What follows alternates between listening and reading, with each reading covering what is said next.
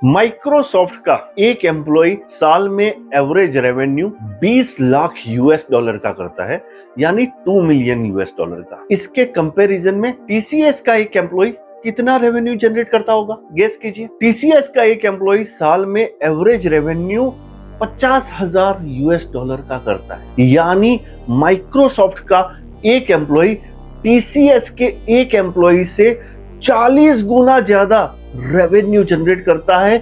अगर मैं आपको परसेंटेज टर्म में बताऊं तो माइक्रोसॉफ्ट का एक एम्प्लॉय 4000% ज्यादा रेवेन्यू जनरेट करता है टीसीएस के एक एम्प्लॉय से। इंडिया के आईटी सेक्टर में और इंडिया की आईटी कंपनीज में इतनी ज्यादा इनएफिशिएंसीज क्यों है? जोहो के सीईओ श्रीधर वेम्बू ये बताते हैं कि पिछले 25-30 साल से इंडिया की आईटी कंपनीज जिस तरह से, जिस लाड़ प्यार से काम कर रही है, उस लाड़ प्यार ने इंडिया के आईटी सेक्टर को पूरी तरह से बिगाड़ दिया है। और आज ये हालत है कि इंडिया की आईटी कंपनीज, इंडिया का आईटी सेक्टर अपने अस्तित्व के लिए, अपने एग्जिस्टेंस को बचाने के लिए लड़ाई लड़ रहा है। इंडिया का आईटी सेक्टर इंडिया की जीडीपी के लिए बहुत ही ज्यादा क्रूशियल है। तो क्या है आज इंडिया की आईटी सेक्टर के सामने प्रॉब्लम्स और क्यों ये अपने अस्तित्व को बचाने के लिए लड़ाई लड़ रहा है, और इस सभी प्रॉब्लम्स के सॉल्यूशंस क्या है, देखेंगे हम आज के इस वीडियो में। वीडियो बहुत ही ज्यादा इंटरेस्टिंग है, तो वीडियो को अंत तक देखिएगा। और अगर अभी तक आपने चैनल नहीं सब्सक्राइब किया तो चैनल को सब्सक्राइब कर दीजिए। इंडिया में आईटी सेक्टर इतना हिट क्यों हो गया? इंडिया में आईटी सेक्टर हिट होने का मेन रीजन ये नहीं था कि इंडिया के आईटी इंजीनियर्स बहुत ज्यादा एक्सपर्ट्स थे और उनकी एक्सपर्टीज की वजह से हमें धंधा मिलता था, लेकिन इंडिया का आईटी सेक्टर हिट होने का मेन रीजन था सस्ता मजदूरी, चीप लेबर की वजह से दुनिया भर के देश और दुनिया भर की कंपनियां हमारी आईटी कंपनियों को धंधा देते थे। यानी जो काम बाहर की कंपनियां 100 रुपए में करती थी, वो हमारे देश की आईटी कंपनियां सिर्फ 60 रुपए में करके देती थी, और उनकी कॉस्टिंग तो सिर्फ 20 रुपए की थी। यानी इंडिया की आईटी कंपनियों को इन काम से बहुत ही ज्यादा प्रॉफिट होता था, और जो कंपनियां इन आईटी कंपनियों को काम देती थी उनको भी बहुत ज्यादा प्रॉफिट होता था। तो ये दोनों के लिए विन विन सिचुएशन थी। आईटी सेक्टर हिट होने का दूसरा रीजन ये था कि ये बहुत सस्ता धंधा था। एक आईटी कंपनी शुरू करने के लिए आपको क्या चाहिए था? ना आपको बड़ी बड़ी मशीनरी लानी है, बड़ी बड़ी इन्वेंट्री खड़ी करनी है, बड़ी बड़ी फैक्ट्रियां खड़ी करनी है, आपको कुछ नहीं चाहिए। एक आईटी कंपनी शुरू करने के लिए आपको 4 टेबल चेयर चाहिए, 4 कंप्यूटर चाहिए और 4 इंसान चाहिए। और बाय चांस अगर आपको थोड़ी बहुत इन्वेस्टमेंट लगती भी थी तो कोई ना कोई ये इन्वेस्टमेंट कर देता था, क्योंकि ये बहुत प्रॉफिटेबल धंधा था। तो इसमें एंट्री बैरियर्स बिल्कुल भी नहीं थे, और इसकी वजह से इंडिया में आईटी कंपनीज की भरमार हो गई। मशरूम की तरह ये आईटी कंपनियां खुलने लगी, खड़ी होने लगी। इंडिया की आईटी कंपनीज का दूसरा प्रॉब्लम ये है कि इन्होंने हमेशा ओवर हायरिंग किया है। यानी जिस प्रोजेक्ट के लिए उनको सिर्फ 50 लोग चाहिए, वहां पे उन्होंने 250 लोगों को रिक्रूट किया है। क्यों? क्योंकि हर प्रोजेक्ट में प्रॉफिट मार्जिन बहुत ज्यादा है, तो इन कंपनियों को कुछ फर्क नहीं पड़ता था। दूसरा, उनके विदेशी क्लाइंट्स जो थे उनको प्रोजेक्ट की डिलीवरीज हमेशा टाइम पे चाहिए रहती थी। तो ये दोनों रीजन थे ओवर हायरिंग के, लेकिन इसकी वजह से कंपनी की इनएफिशिएंसीज बहुत ज्यादा बढ़ गई। आपने एक वर्ड आईटी सेक्टर में हमेशा सुना होगा, बेंच स्ट्रेंथ। यानी किसी भी कंपनी में आपको किसी भी समय हजारों ऐसे एम्प्लॉइज मिल जाएंगे जिनके पास कोई काम नहीं। यानी इंडिया की आईटी कंपनीज ने सिर्फ एक ही चीज पे फोकस किया, प्रॉफिट प्रॉफिट प्रॉफिट, पैसा पैसा पैसा, क्योंकि उनको कभी रिसर्च एंड डेवलपमेंट करने की, इनोवेशन करने की जरूरत पड़ी ही नहीं। वरना इंडिया का भी अपना यूट्यूब, फेसबुक, इंस्टाग्राम होता, लेकिन रिसर्च एंड डेवलपमेंट और इनोवेशन ना करने की वजह से इंडिया आज आईटी के बहुत बड़े रिवॉल्यूशन से अछूता रह गया। आर्टिफिशियल इंटेलिजेंस आ जाने की वजह से आज का जो इंफॉर्मेशन टेक्नोलॉजी का फील्ड है वो labour intensive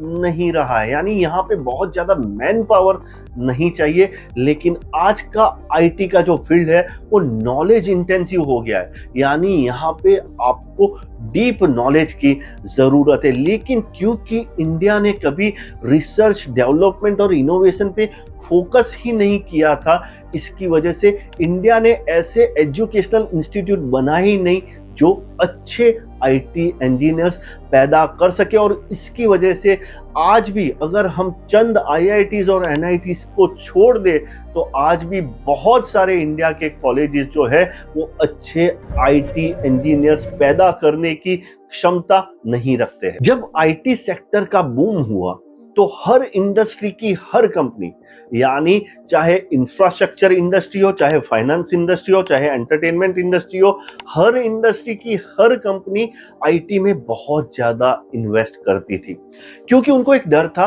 fear of missing out, कि हम हमारे कॉम्पिटिटर्स के कंपैरिजन में टेक्नोलॉजी में, आईटी में पीछे ना रह जाए।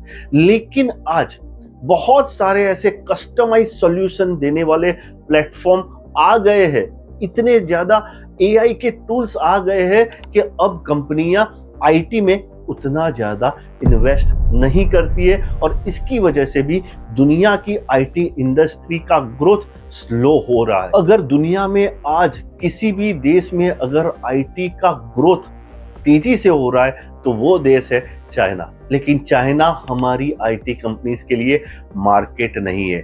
इंडिया की जो आईटी कंपनीज है उनका 50% धंधा अमेरिका से आता है, और अमेरिका में क्या हालात है आज आपको पता है। अमेरिका में रिसेशन जैसे हालात हो गए, और ट्रम्प बाबू ने बोल दिया है कि हमको इंडिया का low cost, low quality IT engineer नहीं चाहिए, हमको हमारा हाई क्वालिटी मीडियम कॉस्ट वाला आईटी इंजीनियर चलेगा। दूसरा, इंडिया की आईटी कंपनीज के साथ छोटे छोटे देशों की आईटी कंपनियां कंपटीशन में आ गई है, यानी फिलीपाइंस की कंपनियां, कोस्टा रिका की कंपनियां, यूरोप के छोटे छोटे देशों की कंपनियां आज इंडिया की आईटी कंपनीज को अच्छा खासा कंपटीशन दे रही है। क्योंकि इंडियन आईटी इंडस्ट्री का ग्रोथ रेट कम हो गया है तो उसको अच्छे टैलेंटेड इंजीनियर्स भी नहीं मिल रहे, क्योंकि कोई भी एम्प्लॉय ये नहीं चाहेगा कि वो एक कम ग्रोथ वाली इंडस्ट्री को ज्वाइन करे, और जो अच्छे टैलेंटेड एम्प्लॉयज है वो भी आईटी इंडस्ट्री को छोड़ के जा रहे हैं, क्योंकि कंपनी का ग्रोथ नहीं हो रहा है तो उनका भी ग्रोथ नहीं हो रहा है। बहुत लोगों का ये मानना है कि आईटी में ये जो जॉब्स कम हो रही है उसको एआई रिप्लेस कर देगा। नहीं दोस्तों, वैसा नहीं होगा। आईटी में आज 100 जॉब थी, वो अब हो गई है 20 या 25 जॉब हो गई है, या 1-2 साल में हो जाएगी। तो ये 70 to 80% जॉब रिडक्शन जो होगा उसमें से सिर्फ जो क्रिएशन होगा नई जॉब्स का वो एआई में 20% होगा, फिर भी 50% जॉब्स का गैप रह जाएगा। कम से कम 50% लोग अपना जॉब गवा देंगे। हमें हमारी आईटी इंडस्ट्री को बचाना बहुत ज्यादा जरूरी क्यों है? देखिए, अगर इंडिया को विकसित देश बनना होगा, सुपर पावर बनना होगा, डेवलप कंट्री बनना होगा, तो इंडिया के लिए टेक्नोलॉजी रिवॉल्यूशन बहुत ज्यादा जरूरी है। और टेक्नोलॉजी रिवॉल्यूशन का अगर कोई बेस है तो वो है इंडिया की आईटी इंडस्ट्री, और इसलिए हमें हमारी आईटी कंपनीज को, आईटी इंडस्ट्री को बचाना बहुत ज्यादा जरूरी है। दूसरा, आज भी इंडिया की आईटी इंडस्ट्री जीडीपी का 7% कंट्रीब्यूट करती है, जो बहुत बड़ा नंबर है, और इसकी वजह से भी हमारे लिए बहुत ज्यादा जरूरी हो जाता है हमारी आईटी इंडस्ट्री को बचाना। अंग्रेजी में एक कहावत है, you don't fix something which is not broken. कहने का मतलब यह है कि अगर सब चीज सही चल रही हो तो आप चीजों को एनालाइज नहीं करते हैं। आप चीजों को एनालाइज करना तभी शुरू करते हैं जब प्रॉब्लम शुरू होने लगे, और यही प्रॉब्लम हुआ इंडिया की आईटी इंडस्ट्री के साथ, क्योंकि उनको धंधा आसानी से मिल रहा था तो उन्होंने प्रॉब्लम्स पे कभी फोकस किया ही नहीं। इन प्रॉब्लम्स का लेकिन सॉल्यूशन क्या है? देखिए सॉल्यूशन बहुत ही डिफिकल्ट है, क्योंकि अगर आज भी आप इंडिया की आईटी कंपनीज के सीईओ को पूछेंगे तो वो बोलेंगे कोई प्रॉब्लम नहीं है, सब चंगा सी। वो कभी मानेंगे ही नहीं कि उन्होंने कभी R&D और इनोवेशन पे फोकस नहीं किया।